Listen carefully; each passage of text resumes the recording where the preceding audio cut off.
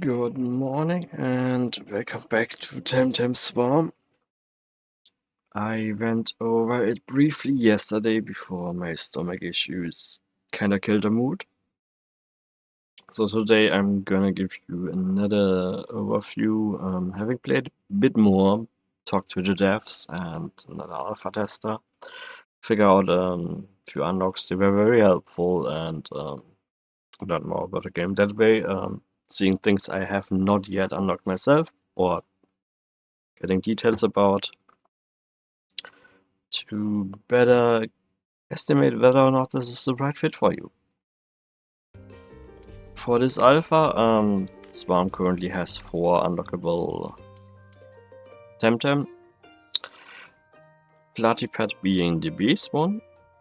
Ori you unlock once you progress with Platypet a bit, and then you have to do a capture event, which I thought was spawning very late because somehow the quest timer for me didn't pop early, but it already pops up at 3 minutes, at which point the capture mode is very much manageable, so long as you got a few upgrades in damage,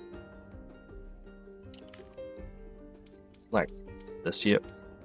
Obviously I have not done anything for him, so we go into the skill tab for Bloody Pet, this stuff. Honestly, I would focus on base damage, as in melee. Bloody Pet's native skill is ranged, but there's a key field skill which is basically garlic, and it scales with melee damage. It's a melee attack.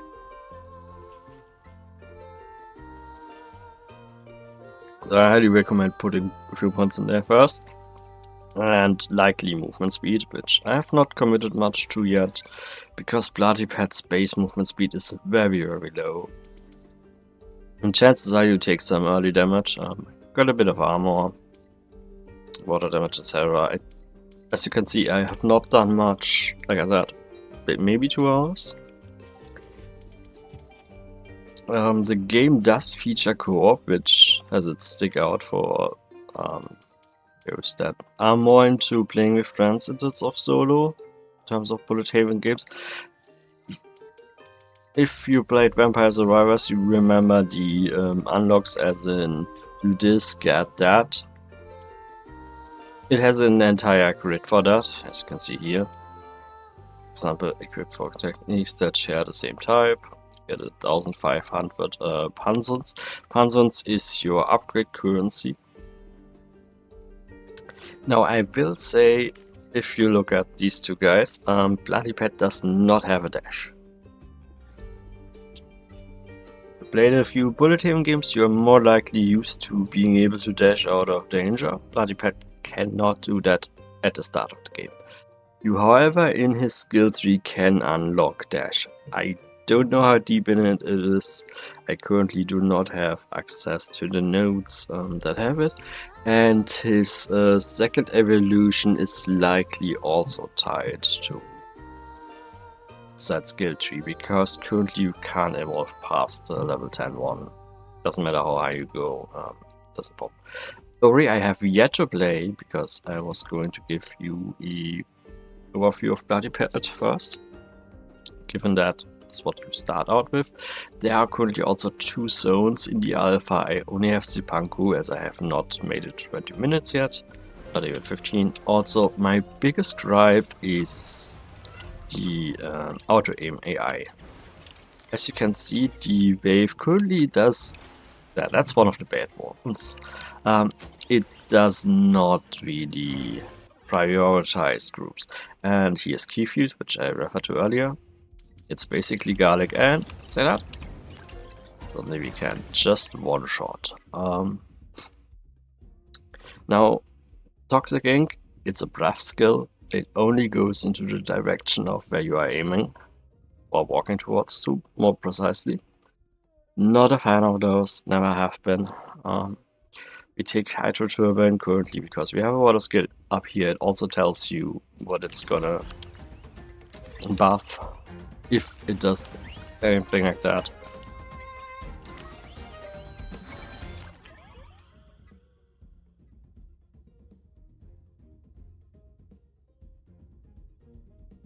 Now here we could go Turbo Boots to increase our movement speed, which is very helpful. Fierce Claw. If you played Renfield, this isn't a real claw skill. It's more like the bite, but very slow animation. I will take it as I feel like the other water skills are worse. See, it takes a long animation and there's a chance that by the time it procs, the enemy has already died.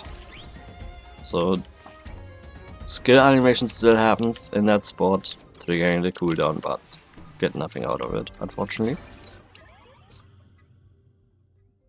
Now here you could get Pansons, which increases our gain by 5%. I don't remember if that skill can be upgraded, so you know, let's just take it and find out. Also currently I have no access to rerolls, bans, and I don't think I have any synergies whatsoever with skills or equipment I currently have unlocked. Therefore, because that creates fusion skills, but as I do not know about those yet, can't showcase them. Also, you do have an ultimate. For him, it's at level 1, just a knockback. It's very weak. If you spend a point on it, which costs 1,000 of the currency, okay, it can be upgraded. But we do Keyfield first, as it's gonna be our main skill other than a wave. But yeah. It can be upgraded to do 10 damage. I doubt that's worth it, but if you have nothing else you want to spend points on, why not? Currently I'm slightly traversing to the right, because there's gonna be an event in about 45 seconds. It's a swarm one where you get swarmed with monsters. You see, as the name implies. Protein bar I've not taken before, increases the knockback of techniques by 10%.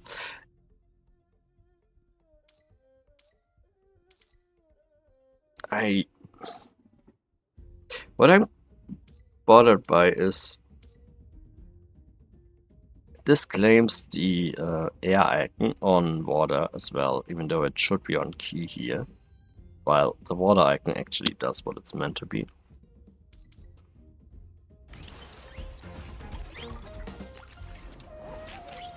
So there are still things I disagree with in the alpha, or I feel like aren't accurate. I could use the ultimate here, push them back, but these are weak enough to currently clear. So I would actually lose out on XP by doing that. We take the Vulcan scale because apparently increases damage on everything, even though it only specifics the melee damage. It doesn't have the ranged icon next to it. So I don't know if that's a clarity thing or if it's intentional, just as a damage. Then you have those slightly special ones. There's the weak ones like the meeps, and they give you pan loops. And there will also be stronger ones. As you can see now on the map, the event has spawned at 2 minutes and 30 seconds. We are slowly making our way there.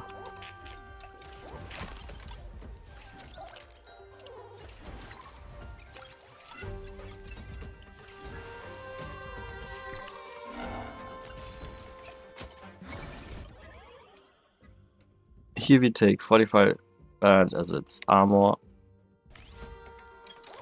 which is nice to have because base armor is very low.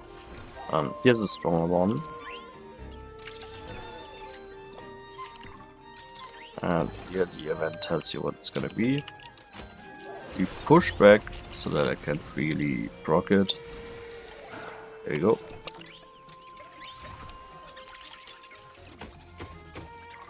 I need to move a bit and take a lot of damage because I procced it early. Just to show you what it's like. Normally I would wait a few levels to get more damage. As I did not pick HP recovery or level up. You can obviously, here's the evolution, it's gonna increase our base stats. Unfortunately, it never shows you your active HP and also the move. Like, you can only see here that I have 270 max HP. It doesn't tell me anything beyond that. Not as in my active HP. And create our key field again.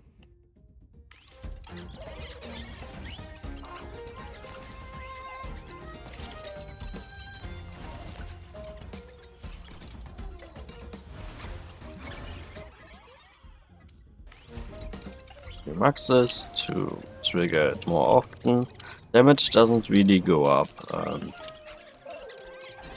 but the activation time does. So it's like every 1.2 seconds or something like that. The damage slowly goes up because of the scale we have.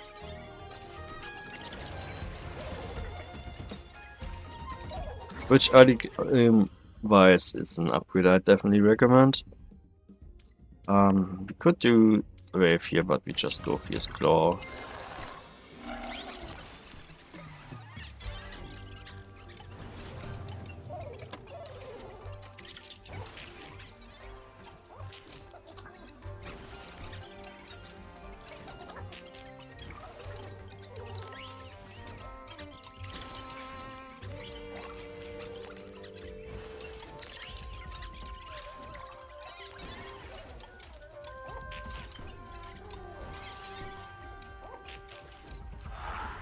And now the first boss spawn at 5 minutes, at 10 minutes there will be another, and then again at 15 minutes. Pretty standard. We go the Wolven Snail because he's damage and everything. Here's his first attack, so we get a bit of damage in there with the claw mostly. And then the AoE, and we grab our chest. How many of these pop is pretty much random. Like in any other bullet haven game, we can get up to 6, I believe. I think the highest I had was 5. So it might be 5, but yeah, it's pretty much random. You can get unlucky and only get 2, for example.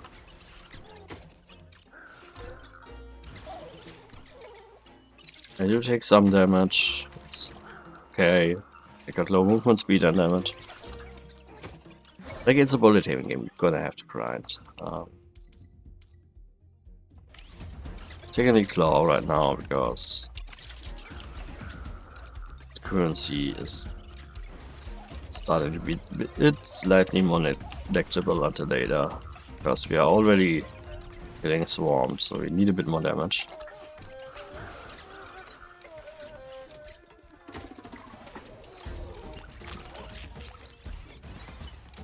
Just kinda hoping for a heal there, because I am doing piss poorly. So we go Wolven Scale again.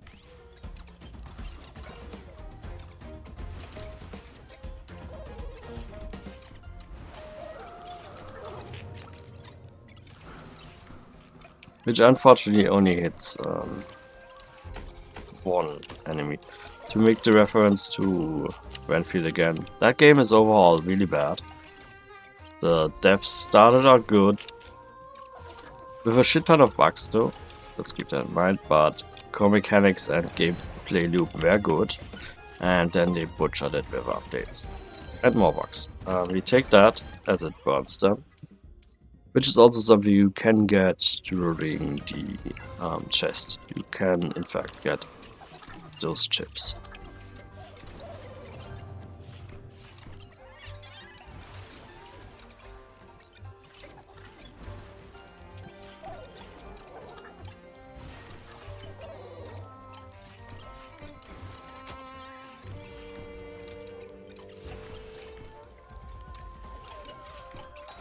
Yeah, starting to get more flooded.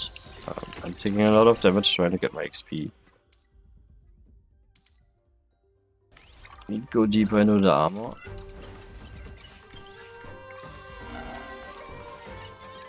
I should have kept walking. I hesitated. The other event we won't be doing. 7 minutes in, I'm way too weak.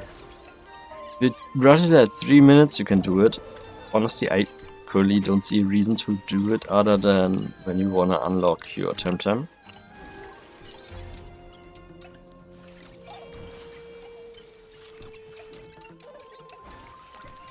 I could also run that Temtem yet. I will likely do a clean run of it. No update grades taken.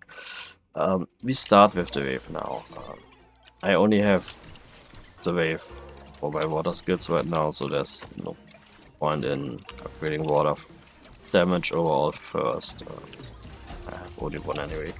I'm gonna ultimate here just to push them a bit back, get a bit of breathing room as I take too much damage.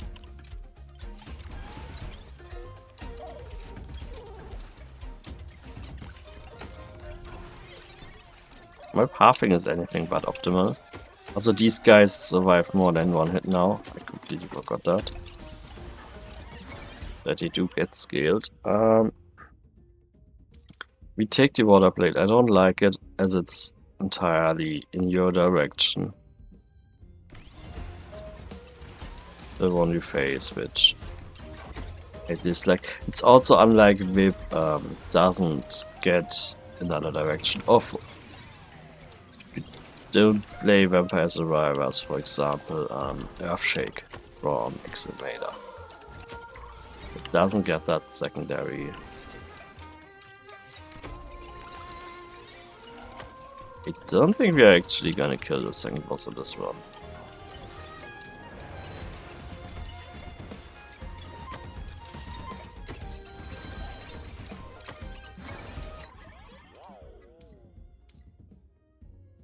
I didn't get 45, but up to 20% early, so that's screwing me quite a bit right now.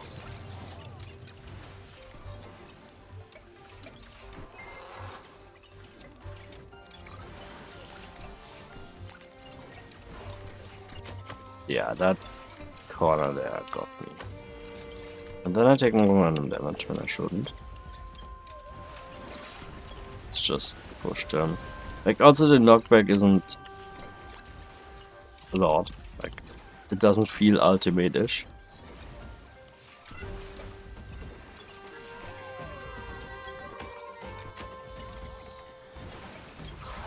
That's the boss. Not that we are gonna survive long enough to kill it. I'm one attack away from dying.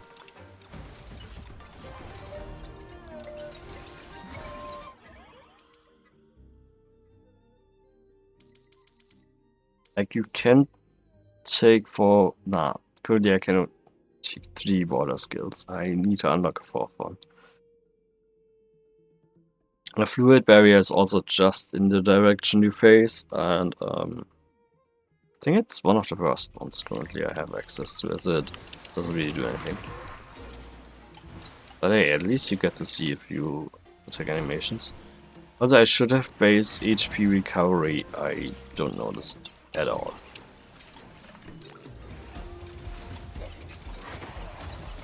Yeah, that's the hit, and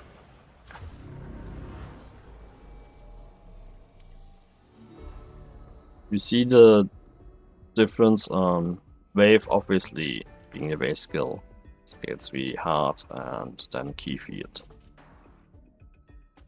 Sure, if you got Fierce Claw super early, I think it could do well, but I honestly don't really think so given the time, like 10 minutes and 9 seconds of that being active. Sure, I leveled it faster, all that, but yeah. Here is an example of what you can do. As you can see, survive 50 minutes in Simpanku will unlock the other map.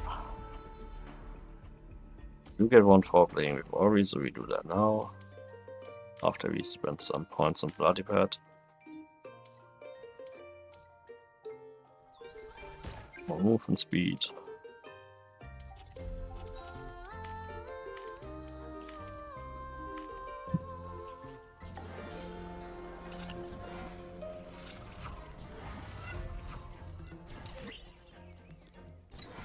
Also, as you can see, this is gonna get a mobile port clearly as indicated by this.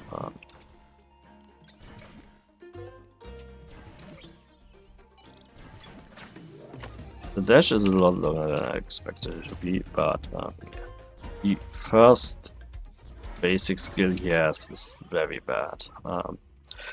Considering when a projectile explodes and slows the enemy Temtem around it.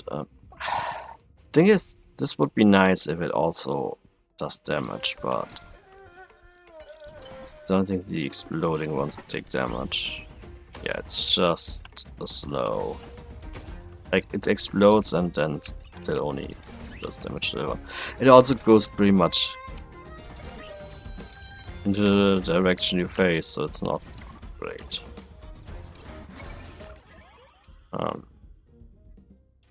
Let's take the fire tornado. I'm pretty sure that's another one of those where no, it's random. But again, the AI is not doing a great job at targeting. If it did, this entire wave would be cleared already.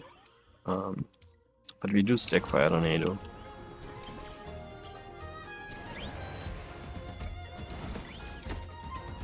He is a lot tankier, though, feel-wise, so test the ultimate, which is movement speed, and he burns venom areas. We take the scale. I think PS would be great with him, but I currently don't want to invest in PS.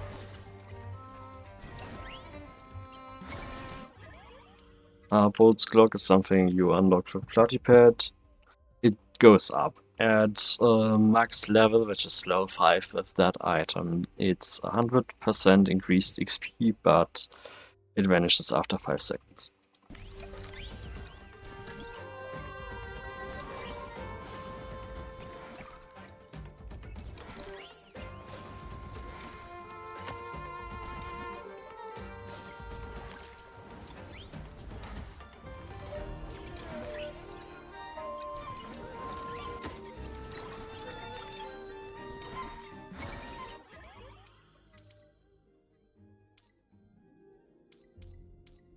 Now this is air based.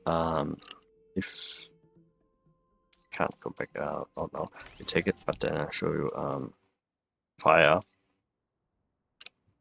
Rock is my guess, and also rock. Neither of these is what the tooltip claims. Like, none of them are water. So either this doesn't work, I would have to check the damage numbers next time. Or the tooltip is just very misleading. Also, as you can see, I have a way harder time to clear.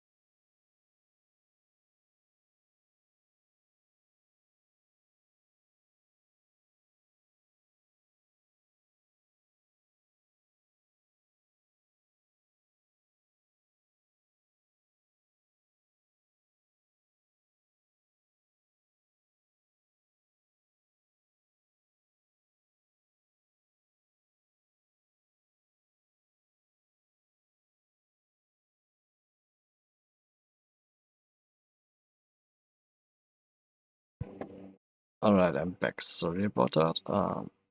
Sure, with Magenta and that needed my assistance. Now we can dive back into getting our ass kicked. I guess Ultimate is something I would actually spam. We take the Vulcan scale because it's just better. But now. Like, ideally I would be maxing the Tornado. He also has more base movement speed, which is noticeable, as I more easily outrun.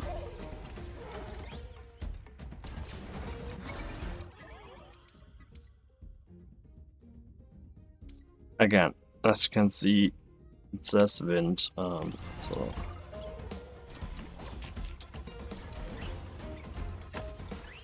I need to see the normal attack, just tell you with wind up.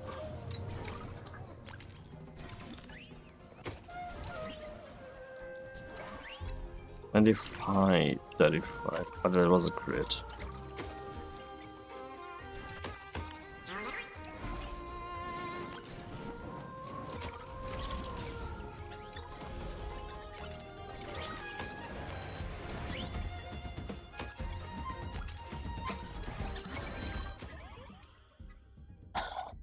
No rerolls, we go cooldown again.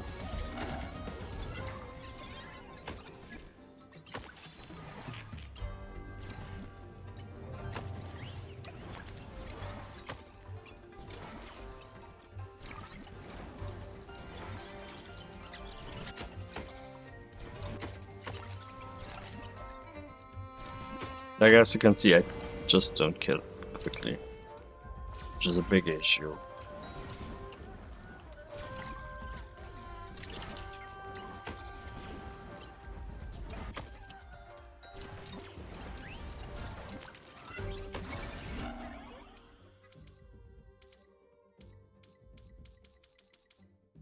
I just take the data burst.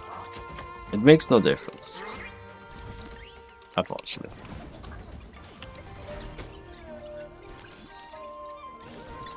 We ultimate again. Try to lure them a bit over here. Miss about most of them.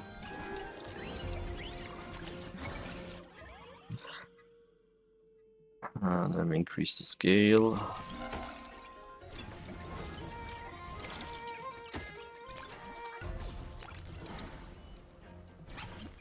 I need to back, so I'm just playing through that. Could have waited until they are lured away, but I don't have the patience right now.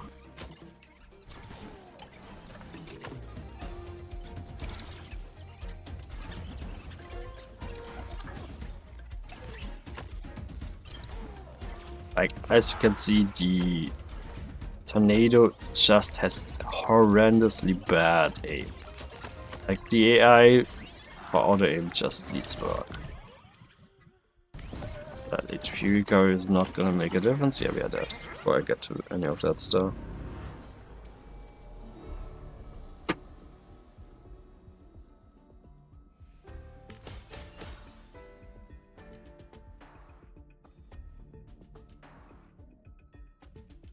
We get a node for the ultimate in a match. Like, you unlock a lot of stuff, but yeah, that doesn't work. And of course, the ones are combined. You could just reset him, of course, now and go into Ori, if you prefer. Resetting has no cost attached to it, which I find nice. So if you decide you need to change your playstyle, or you dislike where you put your points after all, or just wanna, you know, focus on someone else, like mechanical heat here, it just increases his movement speed, mind you, while he uses that ultimate. He gets pick up way earlier. But yeah, damage cooldown reduction of the ultimate. Anything but the ultimate, I mean. Yeah. So, in its quality, I think it's good, but it's not innovative yet.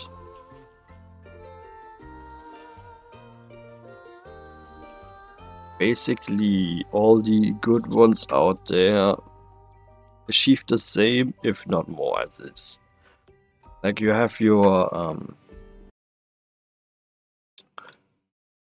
I was gonna say your vampire survivors, but no, not your vampire survivors. You have X Invader, for example, which does pretty much the same, but better with. Currently, if you are more into anime and meme characters, like imagine a fat Link, Bone Racer minions, which does the Necromancer stick and minion gameplay phenomenal. Potato, one of the classics, really good class gameplay. The upgrade system works. I've not seen synergies in this, so I can't attest to how they are and how they work because of how the unlock system is. And it's really weird that I have yet to see them at all. I'm going through my Steam library. Elemental Survivors. One of the lesser known ones, I would say, but really great, really pixelish. It does the companion system really well. So for now, I would say if you want co-op, absolutely Temtem Swarm. But if you just want a bullet haven game, there are alpha-wise better options. It's by no means a bad game. It's, I would say, comparatively to Noobs Want to Live, but a bit worse. So it's somehow only showing my library the ones I have installed. So that's not helpful when I'm looking for other bullet haven games to compare to. But your Heretics Forge or the likes of that, those still do it better, but keep in mind, this game is in alpha. The people that have access to it are a very small fraction and they actively collect feedback and the survey form is very detailed. Like, I have full confidence this is going somewhere where I'm like, yes, this stands out as its own. But also, as I said, you can either make your own party. Like, I'm just gonna check how long that takes. Okay. You get an invite code, you can obviously show it or disable it, or just press invite and then pick from your friends list. I don't know if you can actually play with people that don't have it. That is something I have to test later. That would be definitely interesting. But I'm gonna drop a link to it in chat so that you can check it out yourself and wishlist it. I'm gonna ease my stomach for now and see if I can maybe get a few more hours in later. The playtest ends today and I don't know when the next one is. Yeah. Core-wise, for now very basic. I have my gripes with the auto-aim that needs improvement, but overall it has polish to it. Like, you get a decent product if you just want a bullet haven game that, let's say, plays it safe. Like, I enjoy it, but for now it doesn't stick out as special unless you want co-op and enjoy Temtem. Which obviously it sets out to because it is Temtem, so you would have to like that. But yeah, I'm enjoying it. I hope some of my critique points are fixed going forward. And I see you maybe later. Assuming the heater does it, if not tomorrow. So have a good one.